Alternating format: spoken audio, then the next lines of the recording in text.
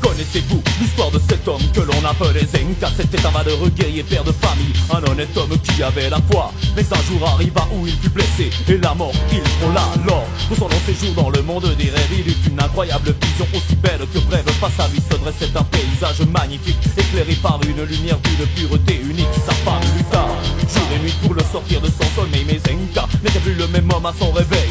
Il était persuadé que le rêve qu'il avait fait était pure réalité et que cet endroit existait.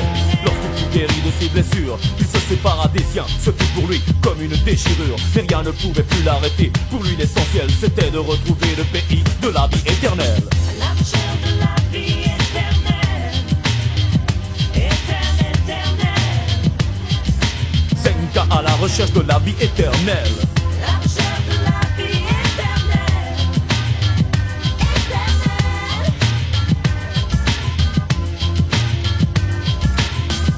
Et les jours passèrent, Zenka le solitaire vécut dans la misère et donna toute sa chair. Quel homme légendaire, en été comme en hiver, il scruta tous les recoins de la terre. Parcourut les dunes chaudes et dorées des déserts, navigua sur tous les océans, les plus belles mers. Vécut dans les forêts sous le tropique du cancer et dut même lutter contre les rudes températures polaires. Que de souffrance il dut subir, mais quelle chance d'avoir pu tant de peuples découvrir. Tant d'idées et de façons de vivre différentes, tant de grandes choses que chacun de nous enfante. Pas un seul instant, Zenka ne désespéra, jamais il n'abandonna son rêve, était plus fort que tout ici-bas. Ce personnage restera à jamais gravé dans ma mémoire, il est à mes yeux le symbole de l'espoir.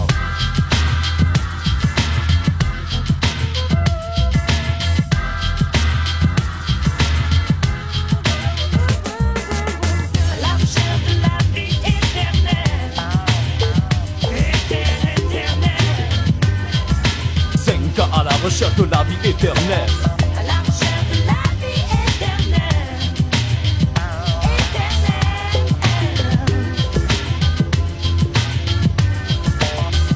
Et qu'advint-il de mon ami Zenka? Pauvre homme menant toute sa vie le même combat. Il chasse à jour et nuit cette image, entreprit d'innombrables voyages à la recherche de son paysage. Malgré sa force de volonté, il dut cesser de chercher, affaibli par le lourd poids de ses années. S'installa dans une ferme isolée vers le nord, possédant des milliers de souvenirs comme ce trésor. Dans son âme aucun regret, aucun remords, son rêve était l'unique responsable de son sort. Et un jour arriva, à l'aurore, on a découvert son corps. Zenka seul, abandonné de tous ses mort. Mais avant de m'arrêter un détail encore, le négligé serait lui causer un grand tort. Sur son visage, on pouvait lire un sourire exceptionnel. Moi je crois qu'il a fini par trouver la vie éternelle. La recherche de la vie éternelle, éternelle. Zenka, tu as fini par trouver la vie éternelle.